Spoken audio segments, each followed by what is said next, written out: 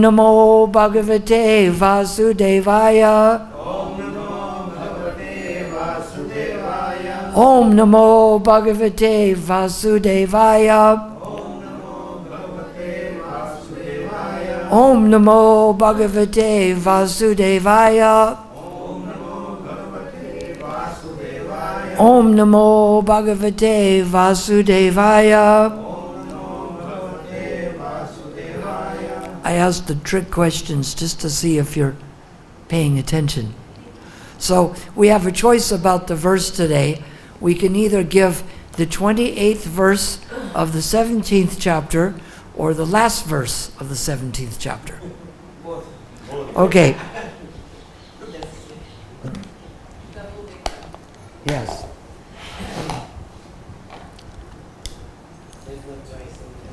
What's that? There's no choice there. That's like a choice. It doesn't matter. We'll read either one you want. It's up to you. Okay. In this book, it's 702. Others have them?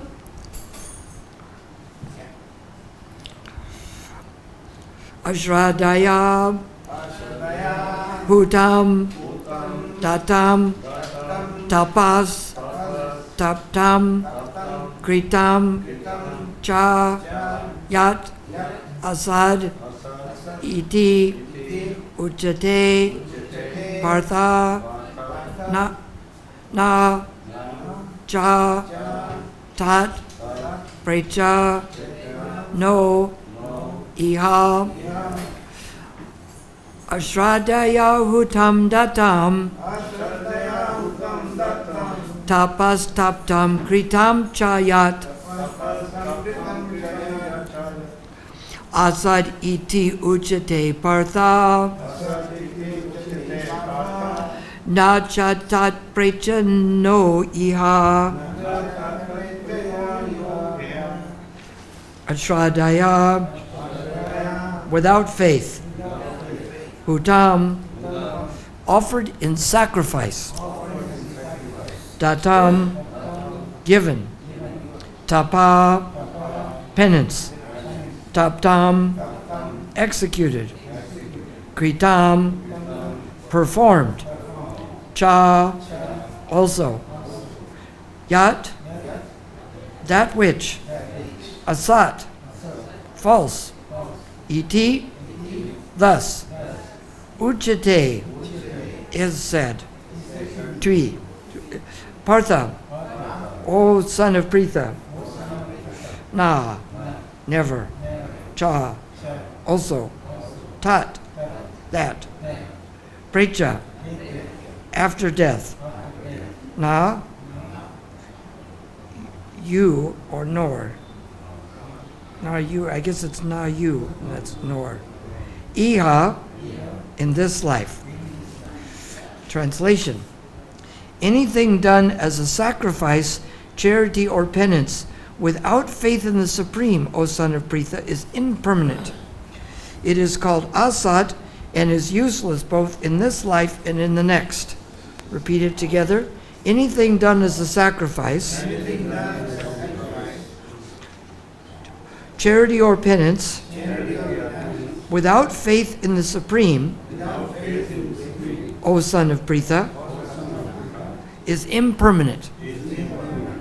It is called asat and is useless, both in this life and the next.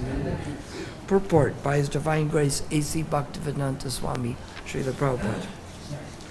Anything done without transcendental objective, whether it be sacrifice, charity, or penance, is useless. Therefore, in this verse, it is declared that such activities are abominable. Everything should be done for the Supreme in Krishna consciousness. Without such faith and without proper guidance, there can never be any fruit. In all the Vedic scriptures, faith in the Supreme is advised in pursuit of all Vedic instructions. The ultimate goal is the understanding of Krishna. No one can obtain success without following this principle. Therefore, the best course is to work from the very beginning in Krishna consciousness, under the guidance of a bona fide spiritual master. That is the way to make everything successful. In the conditional state, people are attracted to worshiping demigods, ghosts, or yakshas like Kuvera. The mode of goodness is better than the modes of passion and ignorance, but one who takes directly to Krishna consciousness is transcendental to all three modes of material nature. Although there is a process of gradual elevation, if one, by association of pure devotees, takes directly to Krishna consciousness, that is the best way. And that is recommended in this chapter. To achieve success in this way, one must first find the proper spiritual master and receive training under his direction. Then one can achieve faith in the Supreme. When that faith matures in course of time, it is called love of God. This love is the ultimate goal of the living entities. One should therefore take to Krishna consciousness directly. That is the message of this 17th chapter. So what is this chapter talking about? Yes, faith. Faith in particular, and the divisions of faith. So we're reading that here. So if we do a sacrifice, it doesn't really have to have any purpose. We just sort of do some quick sacrifice. Because that's what's said here. What is a sacrifice that's done without faith? Useless. What else?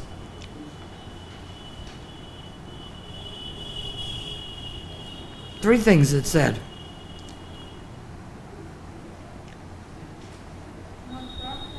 What?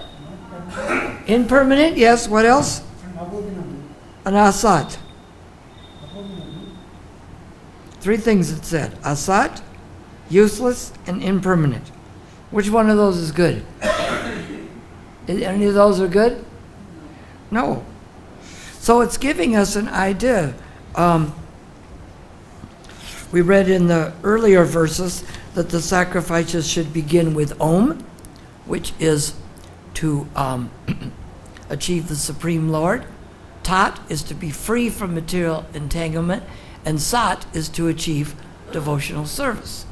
So it was like when I was reading last week, we were reading about, what was it? I remember it, see if anybody else does. It's something the Rotary Club uses also as their, they said when you speak it should be what? What? Austerities of speech, that's right. It should be what? Beneficial. Someone else name another one. I said there'd be a test next week on that. Beneficial's one of them. What else? It begins with T and rhymes with Ruth. What is it? Palatable, yes, okay. What else? Palatable, beneficial, what else? What's the first one? We read this last week. It's in there. What's the first one? Truthfulness, yes. Truthfulness first. We got beneficial. We got not agitating to others. There's two more.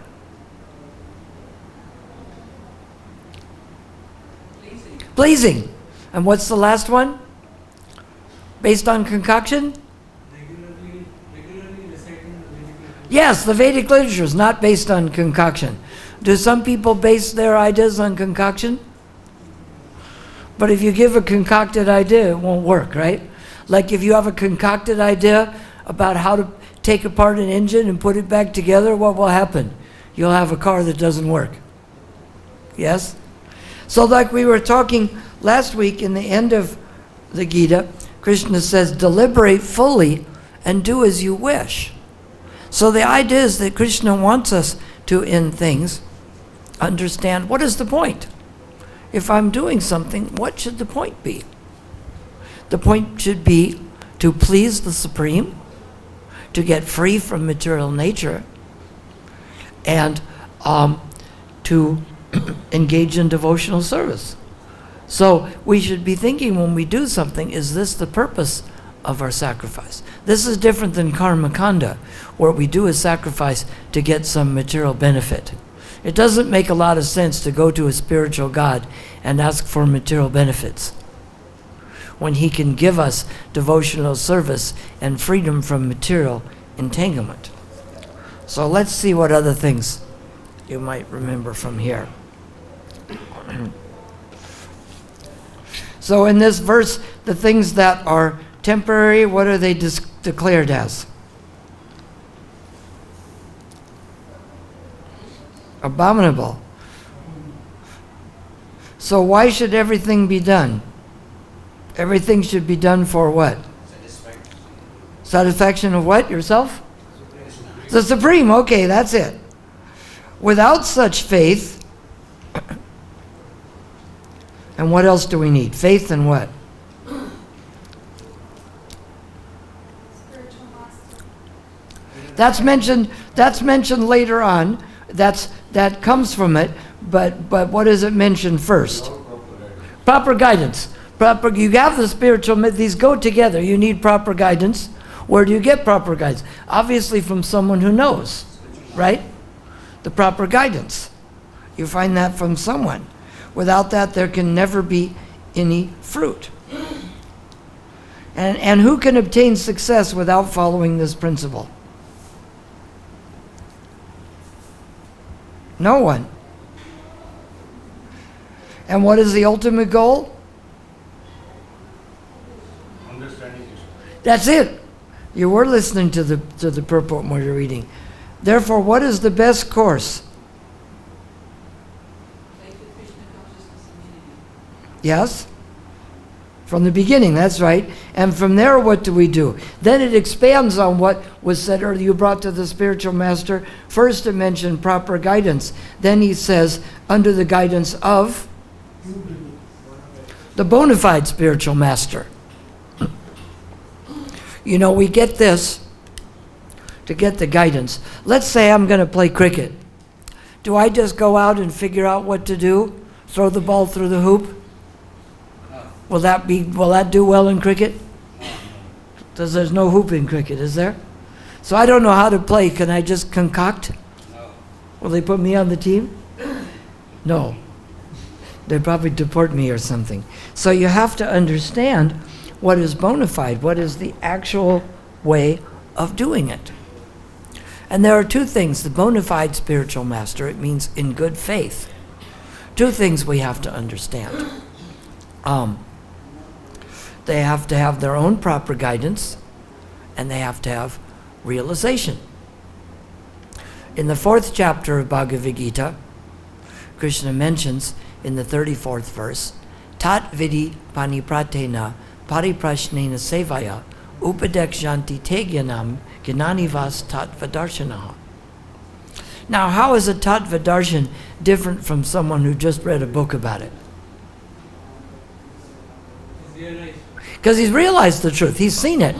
That's a big difference. He says one should approach the self-realized spiritual master, inquire from him submissively, and render service to you. He can impart that knowledge to you because he has seen the truth. If you were going to learn cricket, would you come to me or Sachin Tendulkar? Why not me? Aren't I your friend? Because I don't know, right? But I'm very sincere. I concoct something good for you. What? You can be a sincere spectator. But if I concoct something, it may not be the correct thing, right? Right. So even if you follow me correctly, my knowledge of cricket is not bona fide. So in the end, the person has the realization of Krishna. But to get that, this is why Prabhupada is very intent on us having bona fide knowledge. This here is telling us, of course, to make Krishna the purpose. But without knowing how to do this, it's like if I teach you how to play cricket and we really try to do it and we're intent on it, but I can't give the proper guidance, we won't do well. So the proper guidance doesn't come only from realization. The proper guidance means that the science must be kept intact. Krishna mentions this earlier in the Bhagavad-Gita. He mentions to Arjuna that in the beginning, I instructed this imperishable science of yoga to the sun god Vivishwan, and Vivishwan imparted it to his son Manu. No, Vivishwan imparted to Manu, and Manu to his son Ikshvaku. Don't miss the link there. That's the whole point. We're trying to keep the links together, not miss one. So this is the link. Now this happened, let's see, each set of ages is 4,320,000 years,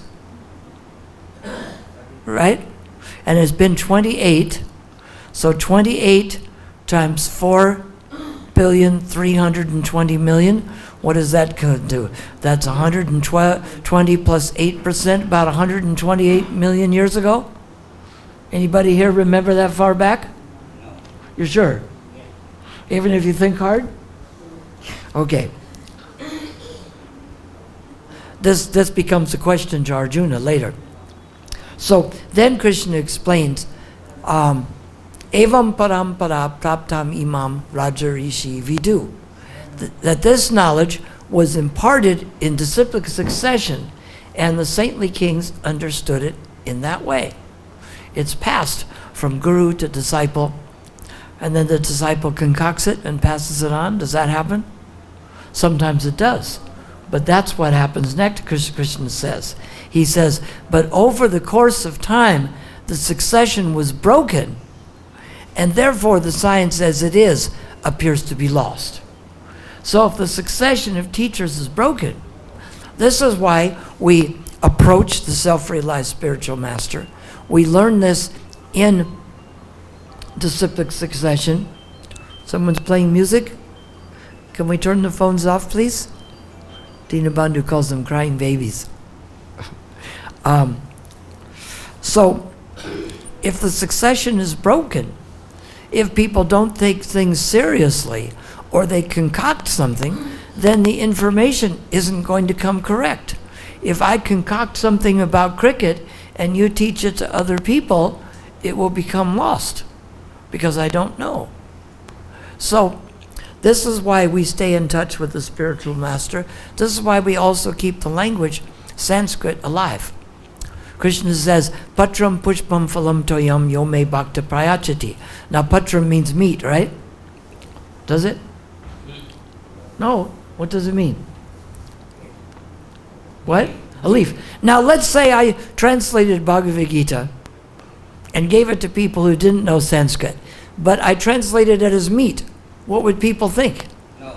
They would think, oh, in Bhagavad-Gita it says to offer meat because the succession was broken.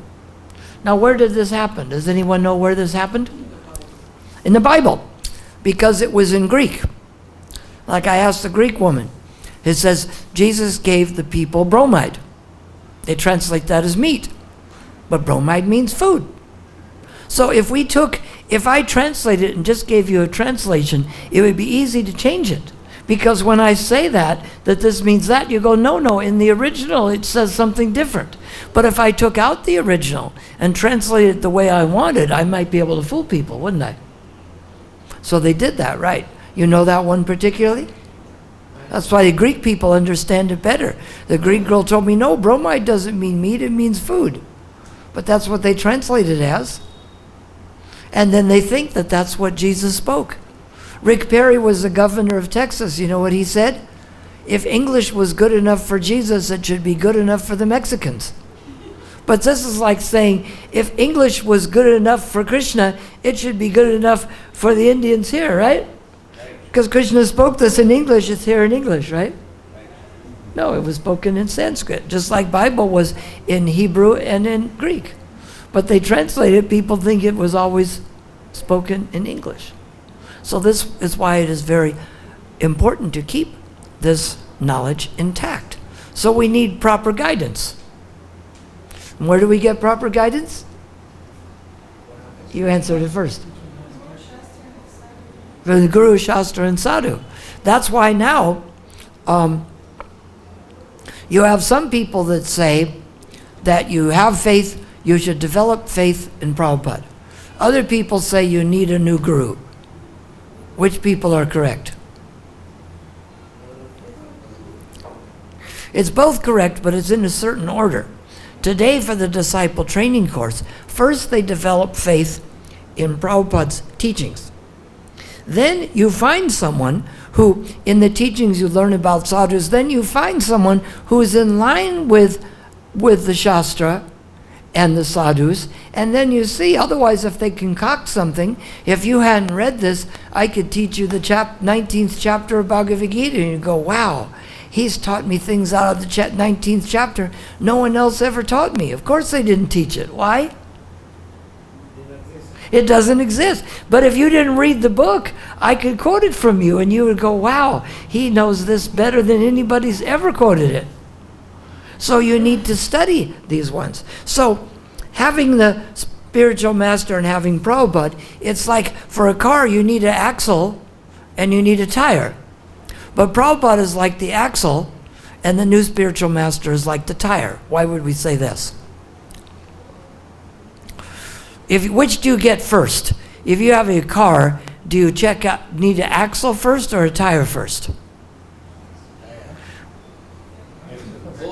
No, which do you get first? You have to get the axle because the tire has to fit the axle. You can't make an axle to fit a tire. You have the axle and you find what tire fits that axle. So Prabhupada and Bhagavad-Gita are like the axle. This is the fixed knowledge. And then you find someone who can be like the tire and help you on this journey. But if you get the wrong tire, you're not going to get to your destination. It isn't going to work. Have you ever put the wrong tire in a car and see what happens? Wobble, wobble, wobble. Wobble. But first you need to know what the axle size is. If you don't know if you go to the shop and say, I need a tire. Oh, what kind of car? Well, I don't know, I just need a tire. Will that help you? No, it won't. You need to know how this fits on there.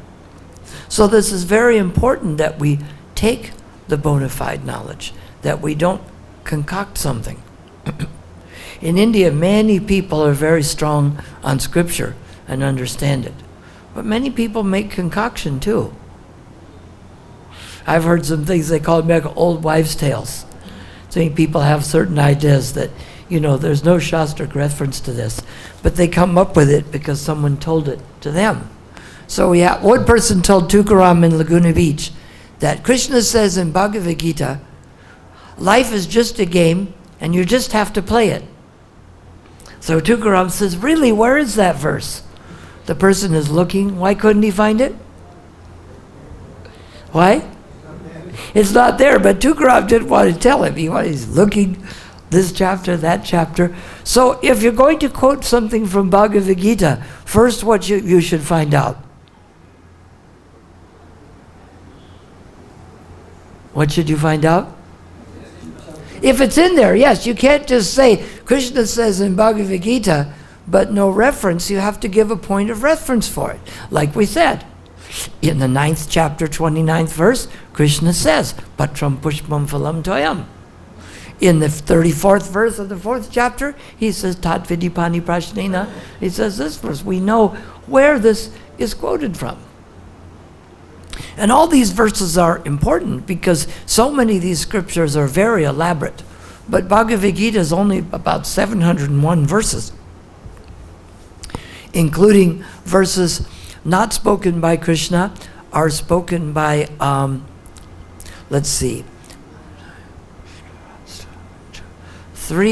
three other people. Who knows who the three other people are? Dhritarashtra, one per customer. Sanjaya, and who else? Arjuna. No one else? Dhritarashtra, yes, we said those three. He starts it, right? But as Krishna says, as I said later, he says, deliberate fully and do as you wish. We have to know the purpose here. Now, did Dhritarashtra know that? Dhritarashtra was given the chance to negotiate with the Pandavas. He says, oh no, I don't need to negotiate with you, I can win. Then when the battle is starting, he's getting nervous. Shouldn't he have figured this out ahead of time? Right? I challenge someone to a fight and then I ask you, does that guy have lots of friends? Does he have weapons? Shouldn't I have asked you before I started a fight? Shouldn't I find out what I'm doing, why I'm doing it, and who I'm doing it for before I do it? Shouldn't I be deliberate in my purpose?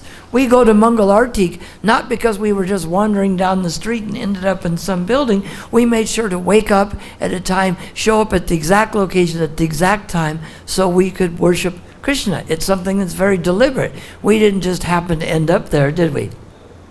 We are very deliberate in our purpose here. So this is something that Krishna is teaching us.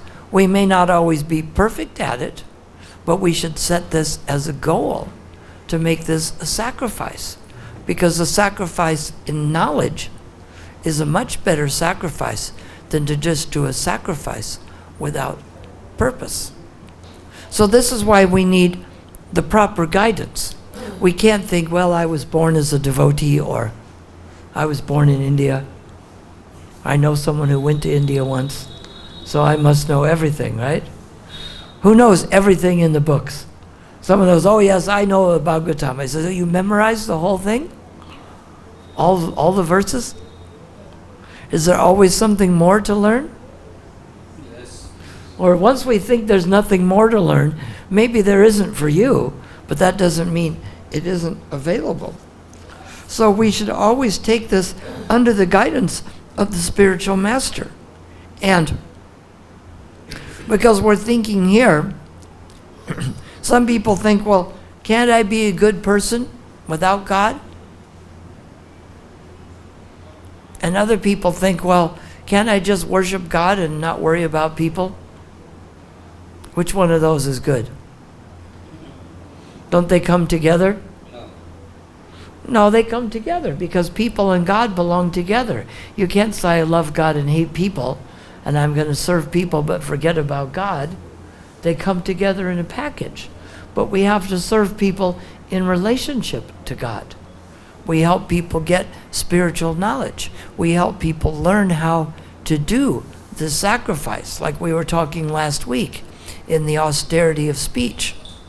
Your beneficial speech to someone to just get them to come to the temple, or to chant one round, or to read a book may be different than how you're training someone who's in an ashram and you're training them how to practice Krishna consciousness on a daily basis. You're training them how to do it. But the main thing here is to think, how am I going to do this as a sacrifice? We don't just eat food. Do we cook food? We cook food, yes? Do we eat food? Yes. We eat prasadam. Do we cook prasadam? How do we cook food and we don't eat food, and we eat prasadam and we don't cook it? What's missing there? Krishna. That's the point. We give it to Krishna, and Krishna changes it, and he gives it to us. So that's how it becomes prasadam. It's done for Krishna as a sacrifice. Not like, that's why we don't let everybody go in the kitchen and smell it and taste it. Oh, this is good, I want to enjoy this. It's being done for Krishna's pleasure. The Christian girl asked me, why do you offer your food to God instead of just thanking him for it? I said, if you give your husband a gift, do you want him to give you a gift in return, or just say thank you? She says, now I understand. So it's that way. You think, yes, I love you so much because every time I need something, I ask you. And every time you give it to me, I thank you. So I must love you a lot because I call you all the time asking for favors. That means I love you a lot, doesn't it? Yes? Is it? No? If someone is calling and asking me for favors all the time, doesn't that mean they love me a lot? The person who calls me 20 times a day to ask for favors is 10 times as good as the one who only called twice to ask for favors? Is that true? No, it's not true. So, yes, we don't ask God what he can do for us. We ask what we can do for God. We really think God is sitting around waiting for us to tell him what we need from him? He's got nothing better to do? This is a misunderstanding. So these things are done as a sacrifice. And when we're thinking like this, and we may not always think like this, but we do like it says in the 6th chapter, from whenever and wherever the mind wanders, we pull it back under the control of the self. We don't be surprised if it happened, but we control it. If you're training a horse, the horse is like the senses. It may be trying to get away. You don't be surprised that it's trying to get away, or it may even get away for a while, but you pull those reins and you pull it back. The goal is to pull it back. If you can do it quickly, that's better, but if it takes more time and it's more difficult, it still has to be done, doesn't it? So whether it's an easy task or a hard task, we try to do it. We try to serve Krishna and see how Krishna feels. If we're concerned with how Krishna feels, then we're not so much worried about how we feel. So much people are always concerned about how they feel. It's like they're taking their temperature all the time, right? Oh, how do I feel now? How do I feel now? But we should be thinking, how does Krishna feel? And if we just try to satisfy Krishna, we find that we're more easily satisfied than when we try to satisfy ourselves. People make so many plans to satisfy themselves, and yet it doesn't work very well. It seems like it should work, but it doesn't work. So if people are sincere about pleasing themselves or picking some goal in life, why don't they achieve it? It's mentioned here in this purport. You were mentioning, why is it they don't get to their goal? Krishna is not their goal, and what else don't they have? Something from which person?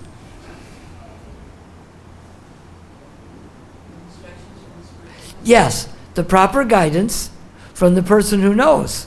You don't go to someone who doesn't know, right? You don't go to the monkey and say, explain to me how not to be selfish and self-centered, right? Monkey doesn't know this, does it? Huh? You see them bite each other. They even bite their own babies to get food, right? So even if a monkey could understand, he wouldn't be able to understand, because they don't seem to do well living a selfless life, do they? That doesn't seem to be their mission? Huh? No, they want to take something, isn't it? I'm walking down the street, they're following me. I had to say, quit stalking me. They're following, see, maybe I'll drop something, or maybe something will appear. Or maybe they're following me so they can serve me. How many times does a monkey say, how may I serve you? Do they say that to the other monkeys? They don't, do they? They don't really have a service attitude, do they? Cows seem to have better, don't they? You can put 100 cows together and they do better than 100 dogs or 100 monkeys. And the reason for this is they don't have the desire to be selfless, and they don't get the proper guidance. So we should be thankful that we're humans and that we can get this proper guidance, and we know what this proper guidance is. And we can know how to get on track, and even if we get off track, if we ask for Krishna's mercy, he can help us. We shouldn't be surprised if we make mistakes. We should be surprised if we don't. But at each minute we're thinking, how can I offer the next thing to Krishna? It should be a sacrifice. The actions we're taking are to achieve the Supreme Lord, to get free from material entanglement, and to please him. So this should be our goal in life. If we don't have a goal, how will we get there? Right? If I don't know where I'm going, will I get there? No. So we have to be very clear on where we're going and how we're going to get there. And it's all right that we don't know. We have books that help us. And the books are the spiritual master. So, are there any questions or comments about this? What happens? First we develop, what does faith mean?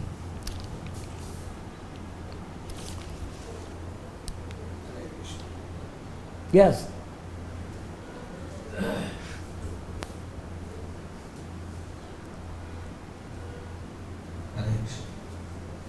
Faith means we should be completely surrender to the person, to the Lord.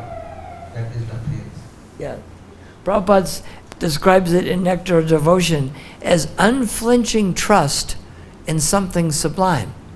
But it usually takes, it's like if I say class will start at 5:30, and it does. Like if I tell you tomorrow Mangal Artik will begin at 4:30. Do you have faith in that? Yes. Why? It happens. Because it happened before, yes. If it had never happened before, you might not have this faith. Doesn't mean it can't happen. They just haven't developed the faith. That's why I tell people, they say, well, I don't know if this Krishna exists. I said, that's like J.P. Morgan's father told him. He was working on 2 new alternate technologies, and his father told him, it'll never happen, no one will ever use it, and you're a stupid child to invest any money in them. You know what they were? Electric wiring and light bulbs. Does anyone use those? No. They do here, don't they? They do here. We have it right here in this room. But because he didn't have experience with it, therefore it must not exist. Is that a true premise? You haven't been to America, right? That means it doesn't exist, correct? Does it mean that? No. No, it doesn't mean that. So somebody has to be willing to do the experiment.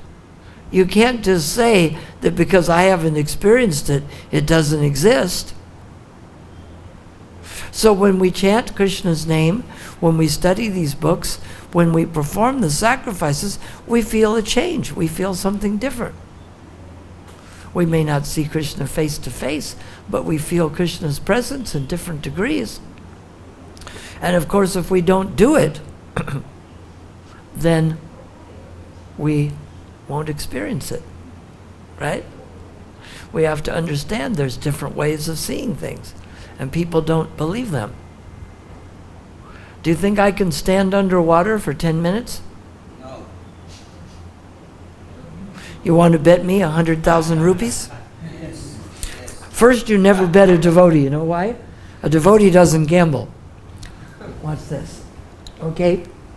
I'm sitting underwater, and I can do this for 10 minutes. Sitting under the water. Yes, see? I'm under the water. Not There's- on the water. No, under the water. The water's above me. I said under. Not K under, but yes. So there's different ways of seeing things. Krishna plays joke with that. When Radharani says, where is your vasa, meaning the dress, he took it as residence and said, oh, my residence is in your beautiful eyes. So we can see things from a different perspective. So are there any questions or comments about this? Yes. In one of our BTG, I read one matter. BTG. BTG. Yes. Our magazine.